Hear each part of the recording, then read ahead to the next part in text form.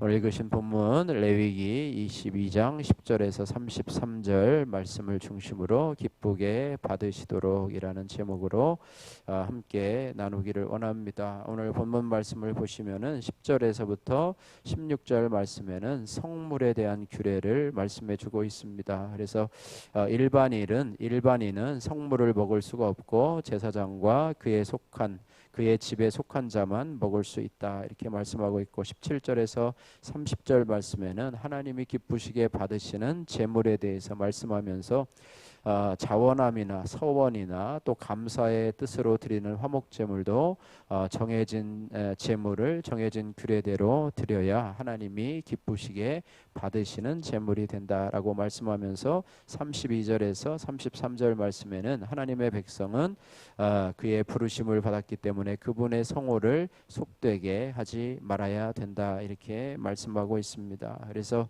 하나님이 기쁘시게 받는 삶은 우리의 거룩한 삶이라 이렇게 말씀하고 있습니다. 그래서 32절에 보면은 나는 이스라엘 자손 중에서 거룩하게 함을 받을 것이니라, 나는 너희를 거룩하게 하는 여호와요.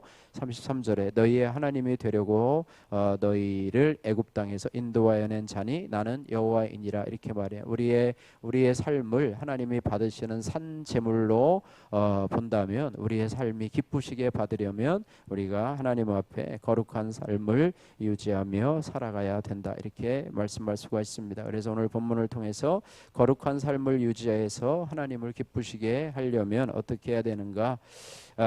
첫 번째로는 이중 삼중으로 보호막을 쳐야 합니다. 오늘 10절에서 16절 말씀인데요.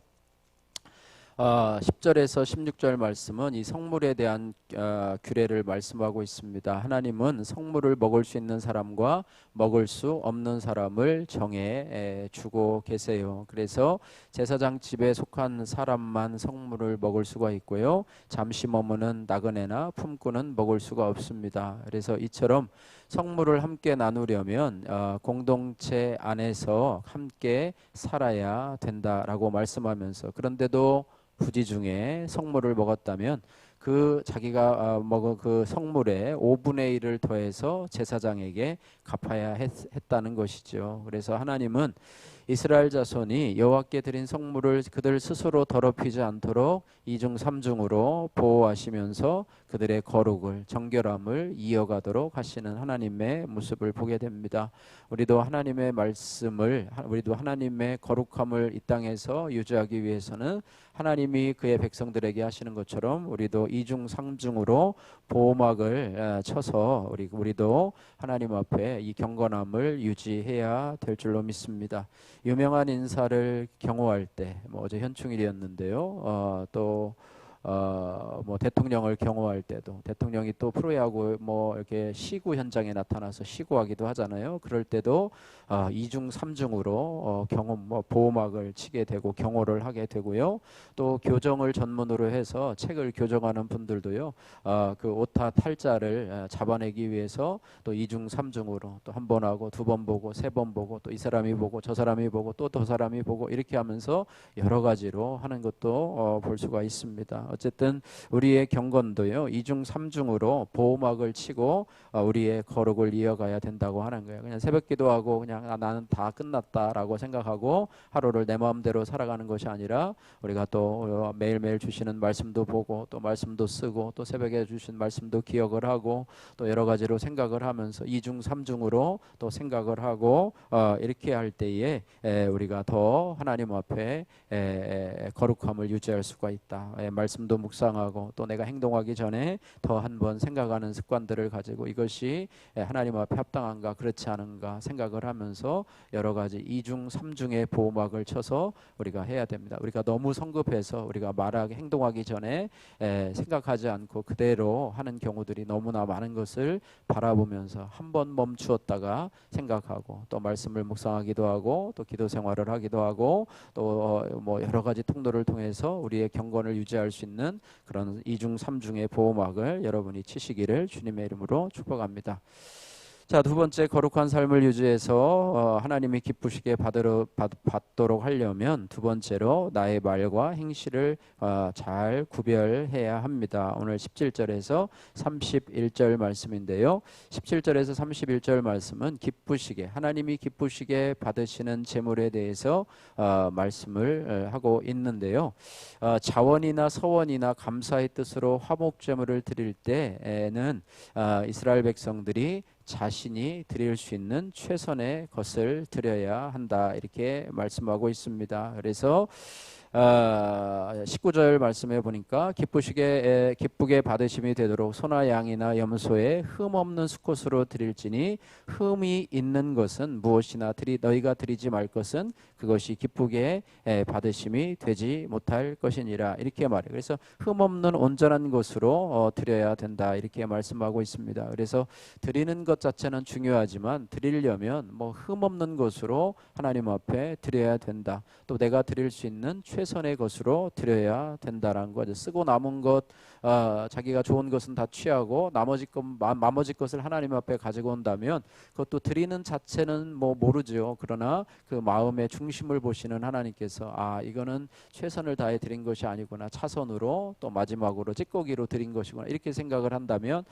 우리의 재물이 하나님 앞에 기쁘게 여김을 받지 못하죠. 그래서 뜻이 중요하다면서 형식을 무시해서 흠이 있고 버려도 되는 것을 제물로 드린다면 하나님이 기쁘시게 받으시는 제물이 될 수가 없습니다. 그래서 하나님을 향한 내 마음도 중요하지만 그 마음은 반드시 알맞은 형식으로 이어져야 합니다. 하나님 앞에 헌금 드리는 것도 중요하지만은요, 그냥 헌금 드릴 때 형식으로 어떤 분들은 작은 금액을 드려도 봉투에 넣어서 드리는 분이 있고, 어떤 분들은 그냥 꼬깃꼬깃 꺼내서 호주머니에서 드려서 헌금하시는 분들도 있고, 준비 없이 그냥 와서 지갑에서 꺼내드리는 무슨 아이들 용돈 주듯이 그렇게 꺼내드리는 분들도 있어요. 그래서 마음도 중요하고 그 액수는 비슷하다고 하지만은 그 형식 자체도 중요한 것임을 우리가 기억을 해야 할 것입니다. 그래서 입으로만 거룩을 외치고 행실을 소홀히 한다거나 또 거룩한 행실만 강조하고 마음을 온전히 드리지 않는다면 결국 하나님과 무관한 경건주의나 율법주의로 치우치게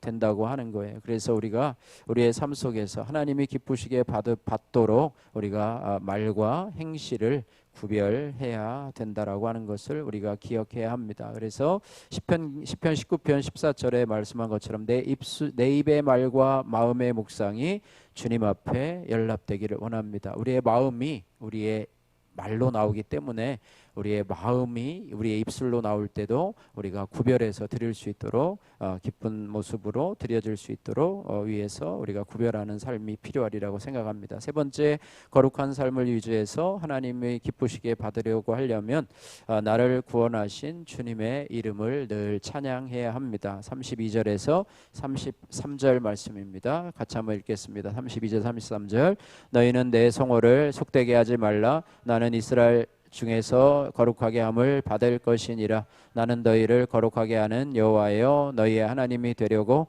너희를 애굽 땅에서 인도하여 낸 자니 나는 여호와이니라. 아멘. 예.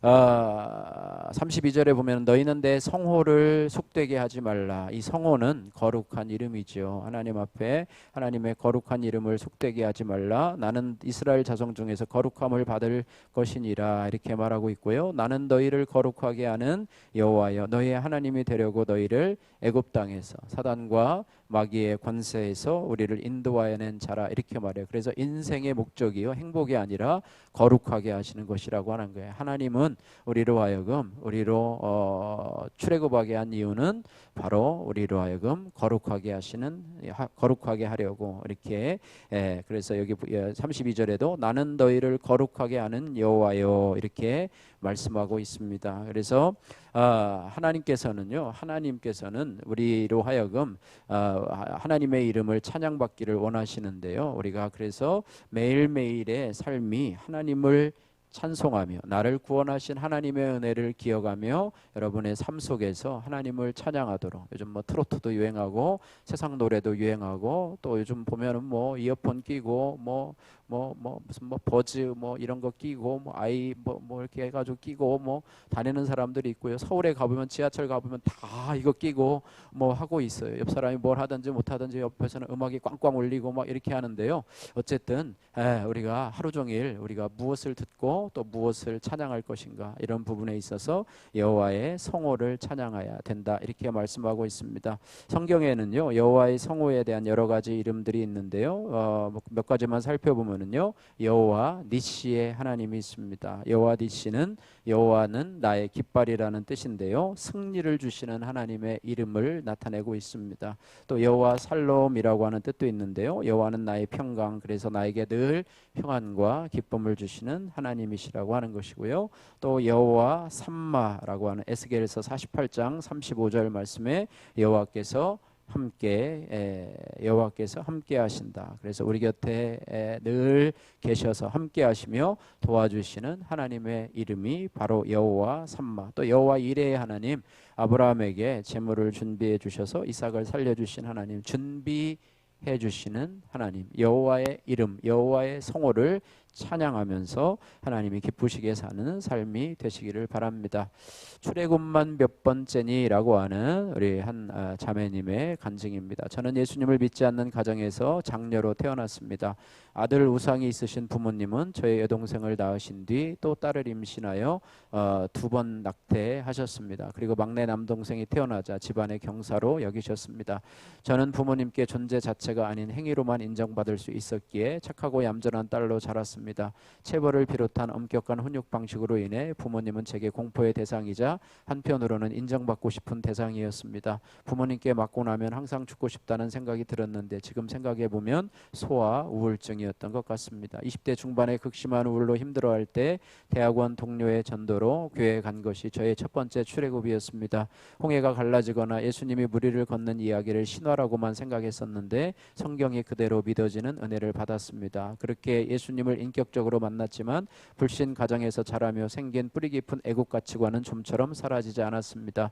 하나님께 영광을 돌리겠다고 유학을 떠났다가 건강악화로 귀국할 수밖에 없었고 연이은 공무원 시험 실패와 취업 실패를 겪으니 인생이 비루 먹은 것 같았습니다. 때마침 자존감 낮은 저에게 다가온 상사의 달콤한 말에 넘어가 저는 불륜의 죄도 지었습니다.